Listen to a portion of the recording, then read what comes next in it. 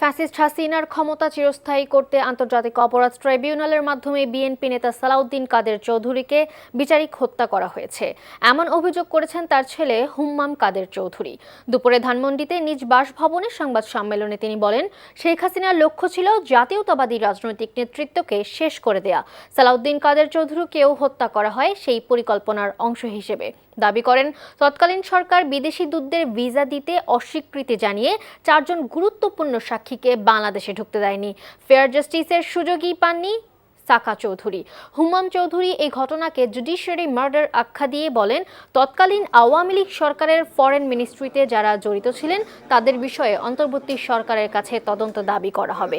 আগামী রোববার পররাষ্ট্র মন্ত্রণালয়ে যাওয়ার কথা জানান হুম্মাম কাদের। যেই দিন আব্বার রায় ঘোষণা দেওয়া হয় সেই দিন আমার বাবার হাতে রায় ছিল, সেই রায়টাও মিনিস্ট্রি থেকে বের হয়ে এসেছিল।